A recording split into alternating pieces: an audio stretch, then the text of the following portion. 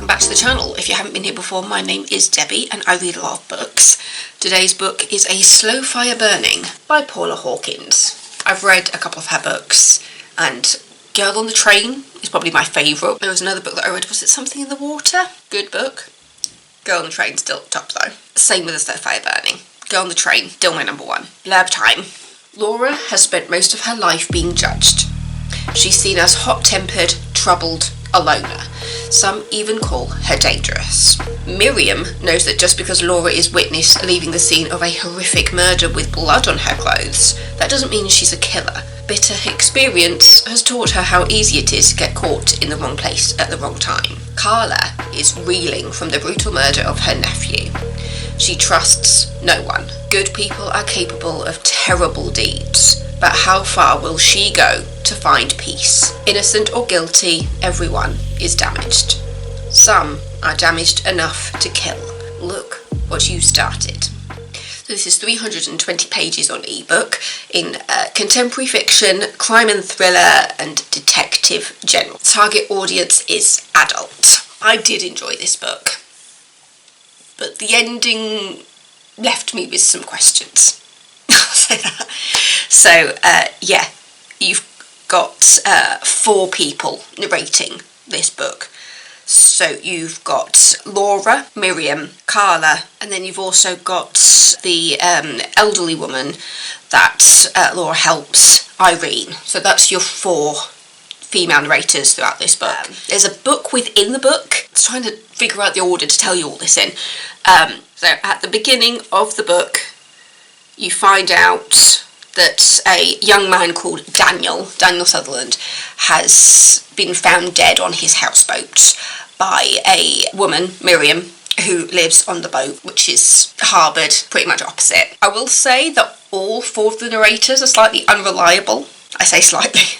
Some more unreliable than others. I will say of the 4 narrators, I think Irene is probably the most likeable of all of them. Laura is a close second, because you're told pretty much straight away that Laura is unreliable due to an accident that she had when she was a child, where she was run over by a hit and run, and she had very life-threatening injuries. She had brain injury, she was in hospital, and she had to learn to talk and walk again, and so that has left her with memory problems. As an adult, she has problems with just life in general. She is a kind of person who speaks her mind a lot without thinking. She doesn't have much money. She has actually got a friendship with Irene, the woman who she helps out. She goes to Irene and helps Irene with her shopping and things, and she has a job in a laundrette, which she actually loses thanks to the investigation into Daniel's death, because it turns out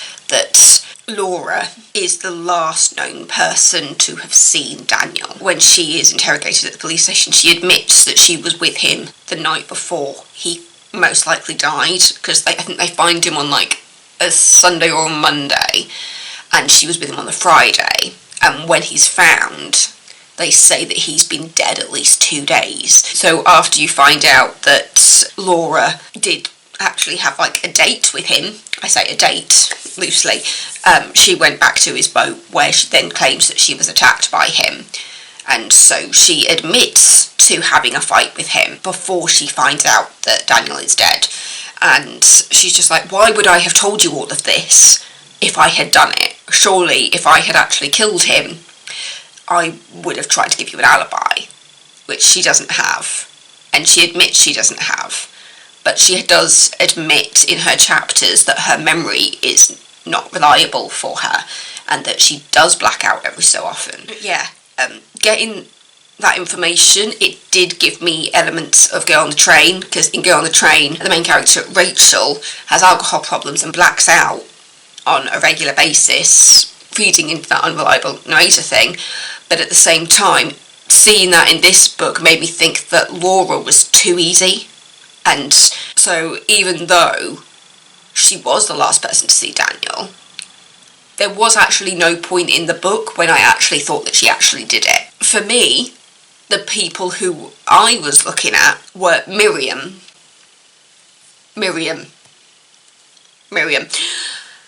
and Carla, and then Carla's husband Theo. Those were the three that I was mainly kind of flip-flopping between. But yeah, I was going through the three of those as I was trying to figure out what happened. You find out that Carla and Theo, at the start of their marriage, their young son died in an accident when he was 3. They were staying at a house which had like this little balconette type thing. Is that what they're called, balconettes? Like a mini balcony outside of an office, which basically the railings weren't safe, and it was very easy for people to kind of like have an accident out there, and so they closed and locked the office door to make sure that nobody could get in it, essentially kind of baby proofing by saying, no, we're not going to let any access into this room. And it's Carla's sister Angela was supposed to be looking after the son Ben when the accident happened. You're told that she was asleep while it happened, and they don't know why the door was open to the office, but Ben managed to get into the room, and he fell off this mini balcony and died. And that put a strain on Theo and Carla's relationship. When you meet Carla and Theo, they are kind of slightly estranged from each other. They're not divorced. I don't think they were divorced, but they're definitely estranged from each other because they have just such conflicting views on what happened, and Carla's relationship with her sister Angela, who at the beginning of the book has been dead for a few weeks. A lot of the book is told in flashback form, so you find out what happened before and what led up to now. So you get the information about Laura's accident, the accident that happened to Ben, and how he died, and you also get stories of what happened to Miriam as a young woman and why she doesn't like Theo, who's an author. Yeah, it's just so much of like a crossover between all the different stories as you figure out like how everybody knows each other and things. But yeah, for me, the main people I was looking at were Carla, Theo and Miriam. And then it came to a point when I was mainly looking at Theo and Miriam.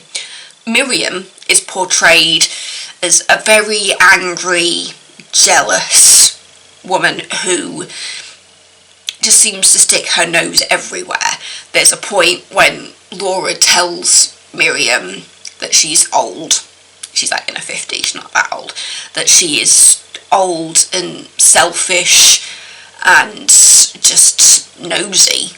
And she says some really, really horrible things to Miriam. But when you look at Miriam's chapters, where you see Miriam trying to kind of defend herself and her actions, she just comes across as a bit of a crazy person who is just very, very angry.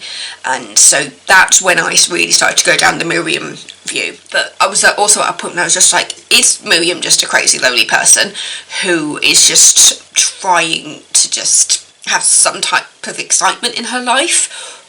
Or is what she is saying true? Because you find out that Miriam wrote a biography of sorts about something that happened to her when she was younger, and she actually sent it to Theo, who is an author and has written his own book, which was very successful, as trying to do other books, but it always comes back to this book that he wrote, which was very abstract, called The One That Got Away. And it seems that Theo's abstract book is actually very, very close to what happened to Miriam and what she put in her biography. And Theo and his agent actually write letters to Miriam saying that she's crazy, that he never even got her manuscript, so there's no possible way he could have stolen it. And you're just there thinking, you know, is it just an accident that Theo managed to write a book that was very similar to what happened to Miriam? Or did he actually steal her story for his abstract book? It is Theo's book that you get extracts from throughout the book. I will say that the title, A Slow Fire Burning, is very apt, and as I was reading it, I was getting the sense that whatever happened had quite like a big backstory to it, which makes the title very fitting. That slow fire burning, you know, the idea that, you know, this has been going on for a very, very long time, whatever has been going on here. and getting everybody's backstories really adds to that. Looking back to the accident with Ben from when he was 3, I think in this book it's a significant birthday that they are looking at, so you know that what happened to Ben happened a very, very long time ago. And then through that you also got Miriam's backstory, which goes back to when she was a teenager, where you find out that when she was a teenager she and a friend of hers were kidnapped, and while Miriam was able to get away, her friend didn't.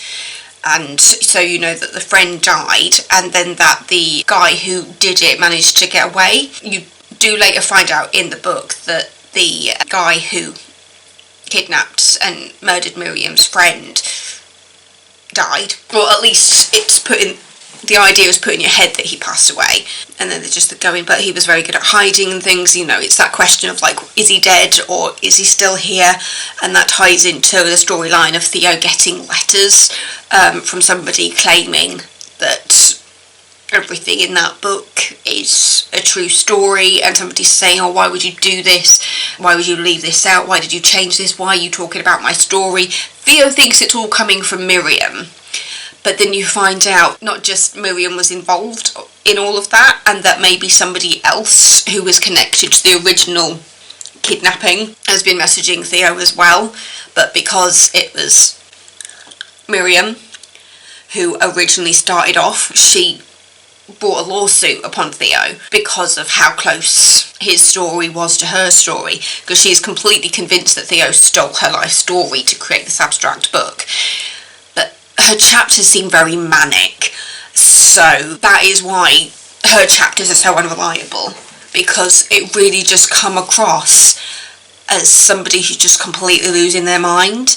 I enjoyed the book. I definitely enjoyed the journey of this book, but the ending was just a bit meh to me. I understand what the author was doing there slightly, but at the same time, that last chapter, when I finished it, I didn't feel completely satisfied, and there was a bit of a question of, was that last chapter really necessary?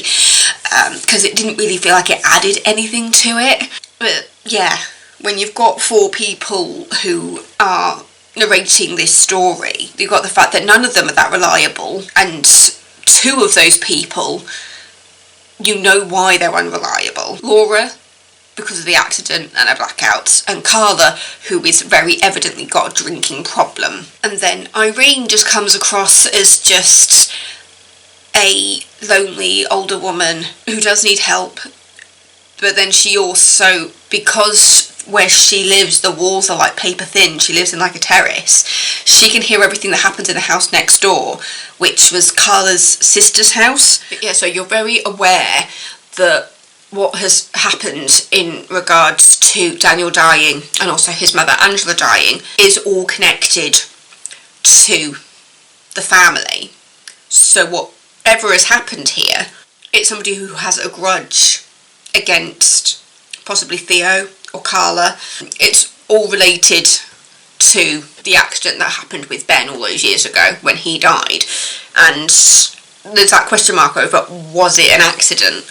And the more you hear about Daniel in life, you realise that he wasn't the greatest person. He was a bit of a tortured soul, and you do find out that he was autistic, he had autism, but it's one of those things where it's not trying to say that he was a bad person because he had autism. You're just very aware that the way he was treated because he had autism may have something to do with how he turned out. I'm trying to be very careful with the wording there. If I have said anything wrong, please just let me know. Education is important. Yeah, this has got very, very mixed reviews. It's got 3.5 stars on Goodreads, but it seems that it's majority 3 stars, because it says that of all the reviews, 38% are 3 stars, 37% are 4 stars, and only 13% are 5 stars. Because I did enjoy the story, it was just that last chapter and just left me feeling slightly underwhelmed. Without that last chapter where it kind of flashes forwards to the perpetrator in jail, and I'm just there thinking, does this really add anything? Seeing their point of view and them reflecting on what happened, I'm wondering if they acted in haste and whether they understood what happened. Yeah, it was just a weird way to end it for me, and it felt like it didn't really add anything, because technically what that last chapter is trying to do has already been put forwards in a different chapter.